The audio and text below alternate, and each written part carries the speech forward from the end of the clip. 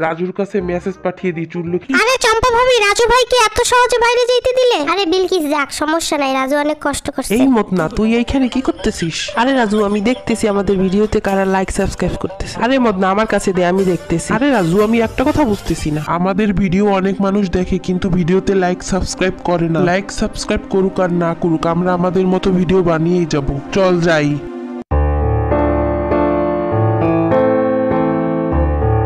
আরে চম্পা ভাবি, কি লেখা আছে এখানে? শুধু কাপলদের জন্য এলাও, সিঙ্গেলদের জন্য এলাও না। জায়গাটা অনেক সুন্দর, এখানে যদি আমি আর রাজু বসে থাকতে পারতাম। চম্পা দেখো, রাতের আকাশে কি সুন্দর বাজিগুলো চকমক করতেছে, এর মাঝেও তোমাকে অনেক সুন্দর লাগতেছে। দূর, আমি কি ভাবতেছি, রাজু তো সবসময় চুল্লু নিয়ে ব্যস্ত থাকে। এই চম্পা, এদিকে তাকাও, ওইদিকে কই যাচ্ছ?